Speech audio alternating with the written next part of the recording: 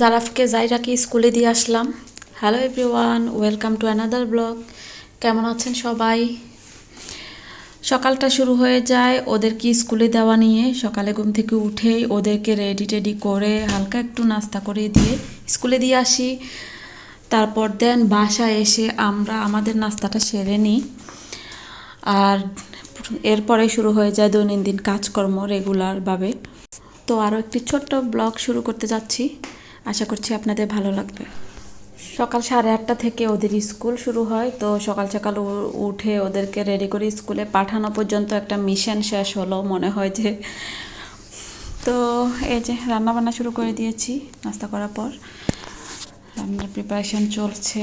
আর এখানে মাছ ভাজতে দিয়েছি।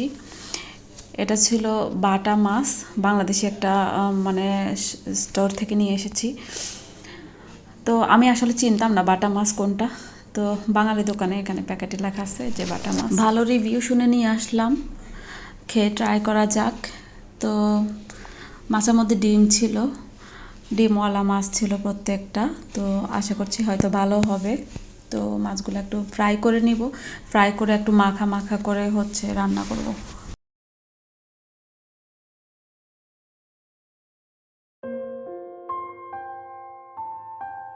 এই ছিল মাছের প্যাকেটটা।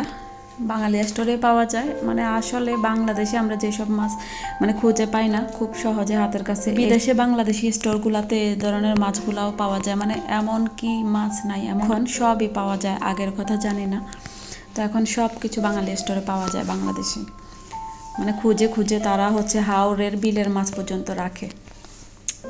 তো হয়তো বাংলাদেশের মতো ওই ফ্রেশটার টেস্টটা পাওয়া যায় না, কিছু কিছু মাছ গন্ধ হয়ে যায়।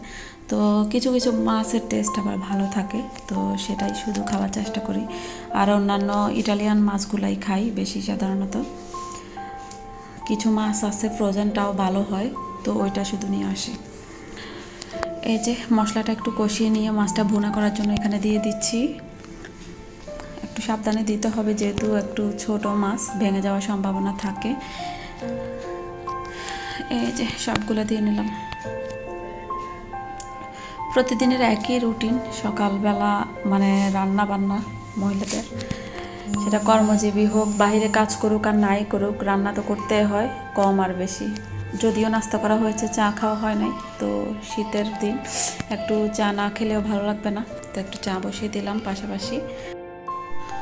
মশলার সাথে মাছটা একটু কষিয়ে নিচ্ছি এখানে ঝোল দেওয়ার আগে। আর পাশের চুলা আমি একটু মসুর ডাল দিয়ে সবজি বসিয়ে দিয়েছি, মিক্স সবজি। মসুর ডাল দিয়ে যে কোনো সবজি রান্না করলে আমার অলওয়েজ ভালো লাগে খেতে। ছোট ছোট করে একটু সবজি কেটে বসিয়ে দিয়েছি মসুর ডাল দিয়ে।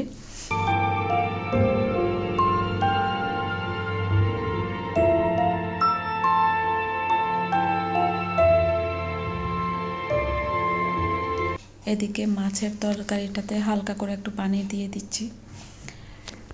এটা একটু মাখা মাখা করে ভুনা করে নেব। এই যে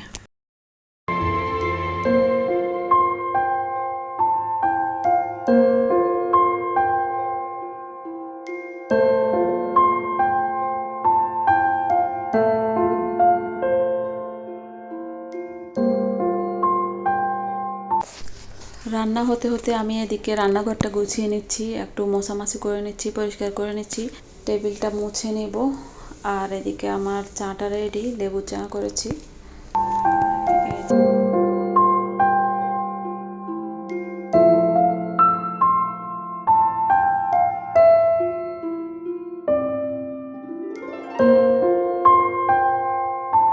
রান্নার ফাঁকে চাটাও খেয়ে নিই, কাজ করার এনার্জি বাড়বে।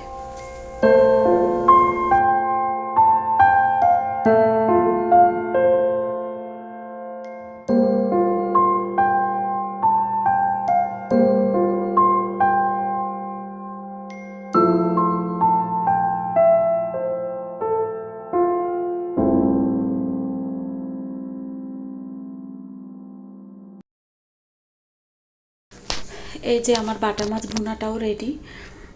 আর এদিকে পাশের চুলা তরকারিটাও অলমোস্ট হয়ে গেছে।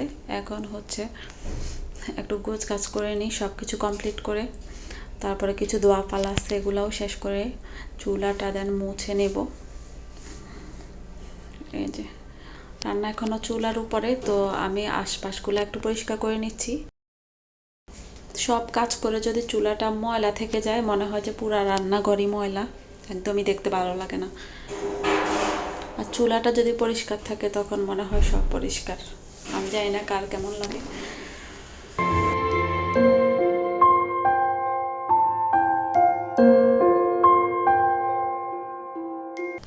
এই যে সবজিটাও হয়ে গেছে। আজকে 2টা তরকারি মাশাআল্লাহ অনেক ভালো হয়েছে।